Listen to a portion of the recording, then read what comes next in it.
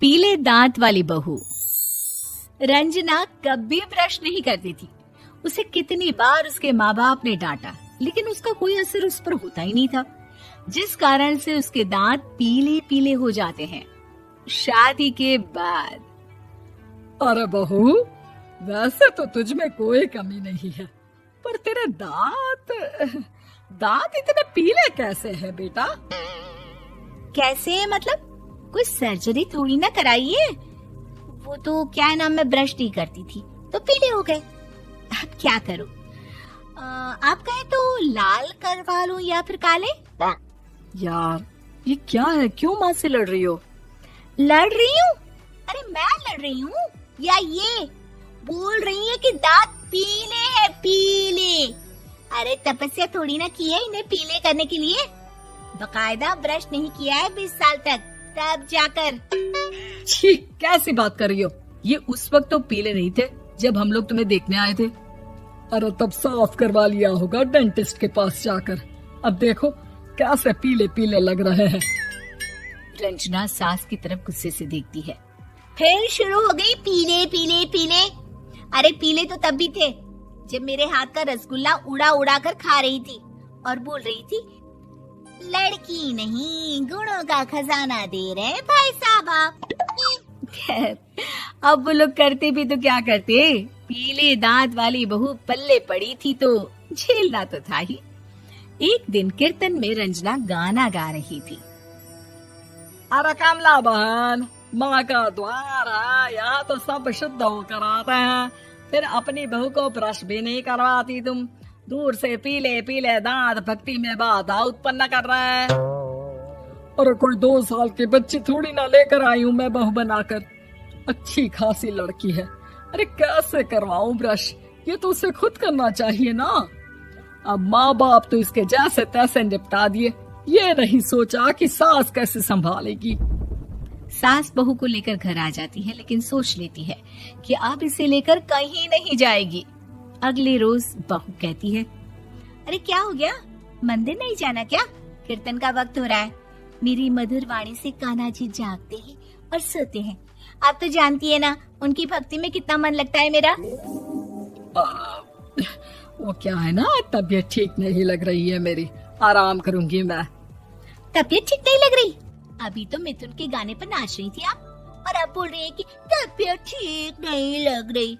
अरे भक्ति में मन लगा लो सासू माँ, ऊपर जाना है, क्या मुंह दिखाओगी आप? हाँ? सास को बहू की बात पर गुस्सा आ जाता है। मैं क्या मुंह दिखाऊंगी, इसकी चिंता तो ना कर, समझी? अपने मुंह की चिंता कर, जो ये पीले पीले दांत लेकर हर जगह पहुंच जाती है। पता है लोग कितना मजाक बनाते हैं। ना जी ना, मैं नहीं जाना कहीं तेरे साथ। तो ये बात है, कोई ना, मत जाओ, मैं अपने कमरे में ही बैठकर भक्ति कर लूंगी।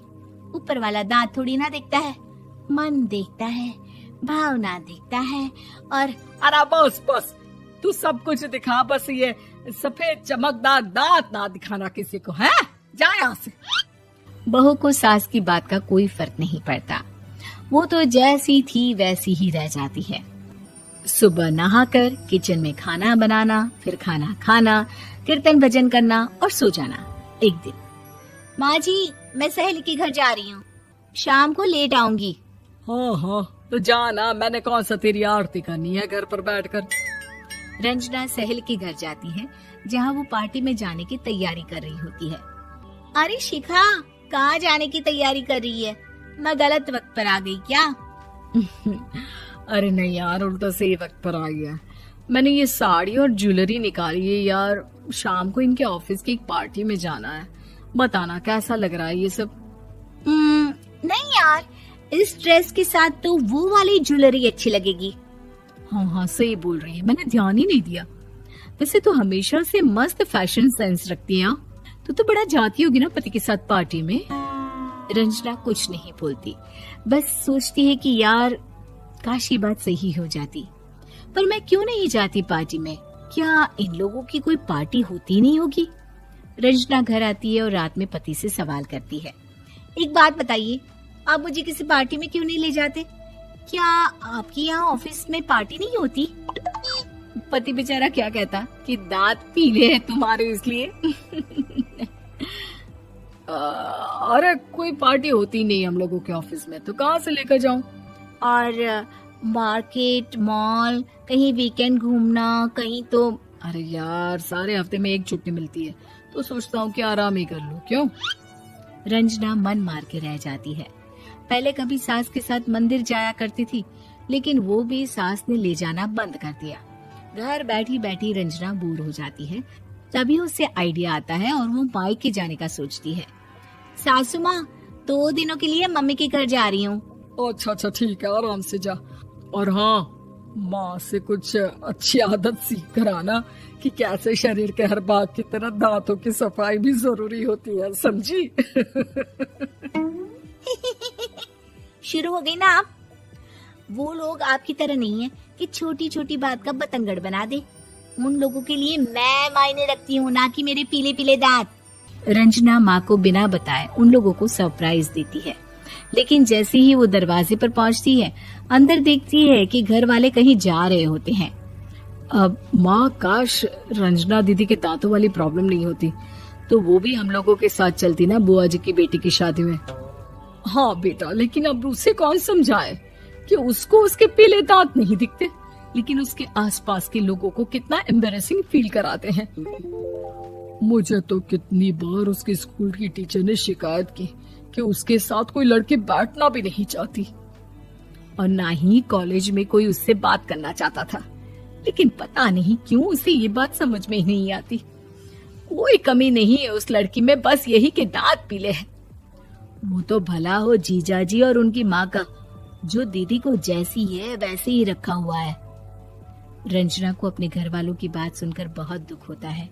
वो सोचती है कि वो क्या करे, लेकिन फिर वो सीधा डेंटिस्ट के पास जाती है, अपने दांत चमकाती है और कसम खाती है कि वो रोज ब्रश करेगी। अरे क्या हो गया?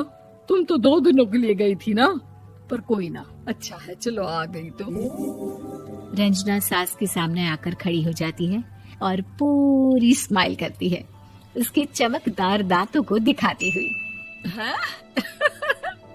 चले मंदिर? माँ, मुझे माफ कर दीजिए, मैंने आप लोगों को बहुत एम्बैरेसिंग फील करवाया। मैं आज से रोज ब्रश करूंगी।